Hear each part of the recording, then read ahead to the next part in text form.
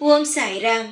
என் அன்பு செல்லமே, என்னுடைய தங்கமே, என்னை வணங்க ஆரம்பித்ததில் இருந்து உனக்கு போக வேண்டும் என்று தோன்றும் ஒரே இடம் ஷீரடிதான். என்னை வணங்கினாய். என்னை வணங்க ஆரம்பித்து பல ஆண்டுகளாகிவிட்டது.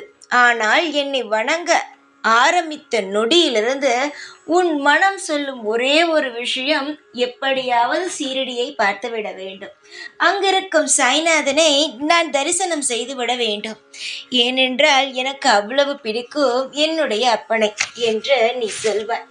தங்கமே, உனக்கு நான் வாய்ப்பை தர வந்துவிட்டேன். நான் உன்னுடைய அப்பாதான். அது எந்த விதத்திலும் யாரும் இல்லை என்றெல்லாம் சொல்லவே முடியாது. பல நாளாக ஆசைப்பட்டாய். உனக்கும் சில சமயம் தோன்றும், வயது ஆகிக்கொண்டே இருக்கிறது, எப்பொழுது நாம் நம்முடைய சாயை பார்க்க போவோம், எப்பொழுது அவர் நமக்கான தரிசனத்தை தருவார் என்று. தங்கமே, சீக்கிரமாக, அதாவது இன்னும் சில நாட்கள் தான், ஆண்டுகளெல்லாம் அல்ல, இன்னும் சில நாட்களில் கூப்பிடுவேன். ஆனாலும் நான் இப்பொழுது சொல்லும் பொழுதும் உனக்கு சந்தேகம், என்னிடம்தான் அதற்கு தகுந்த பணமும் அதற்கு வரும் துணையோ இல்லையே என்று. பணத்தையும் கொடுத்து, உன்னுடைய வழித்துணைக்கு துணையையும் கொடுத்து, உன்னை நல்லபடியாக என்னை தரிசனம் செய்து வைத்து நானே உன்னை வீட்டுக்கு அழைத்தும் வந்து விடுவேன். என்னுடைய பிள்ளைகளை எப்படி என்னிடம் அழைத்து வர வேண்டும், என்னுடைய சன்னதியை எப்பொழுது மிதிக்க வைக்க வேண்டும் என்பது முழுமையாக எனக்கு தெரிந்ததே.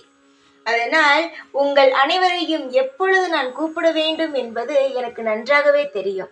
அதனால் ஷீரடிக்கு வர முடியவில்லையே என்று கவலைப்படாமல் என்னை ஒவ்வொரு நாளும் நினைத்து கொண்டே இருங்கள்.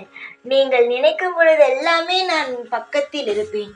ஆனால் ஒன்றே ஒன்று, சீக்கிரமாகவே உன்னை கூப்பிடுவேன்.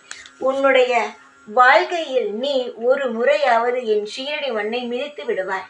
நீ நினைத்தாய் அல்லவா, ஒரு முறையாவது கிடைத்து விட வேண்டும், நான் பிறந்ததற்கான பலன் அப்பொழுதுதான் எனக்கு என்று. நிச்சயமாக சொல்கிறேன் தங்கமே, அதில் உனக்கு சந்தேகமே வேண்டாம். உனக்கான ஒரு துணையை கொடுத்து உன்னை பத்திரமாகவே கூட்டிட்டு வந்து உன் வீட்டில் விடும் அளவுக்கு நான் ஏற்பாடு எல்லாமே செய்து விட்டேன்.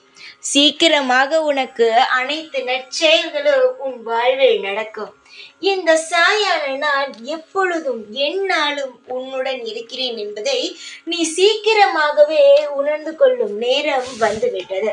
நீ நினைத்தாய் அல்லவா, சாயிடம் சொல்கிறேன், சாய் கண்டுக்கவே இல்லையே என்று.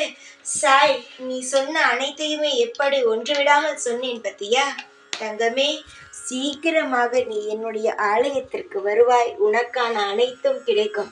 அது மட்டுமல்ல, அங்கு வந்து பல லீலைகளை நீ பார்ப்பாய். அதுதான் உண்மை. அதனால் எதையுமே நினைக்காமல் சந்தோஷமாக இரு. உனக்காக எந்நாளும் எப்பொழுதும் நான் இருப்பேன். ஓம் சாய்ராம்.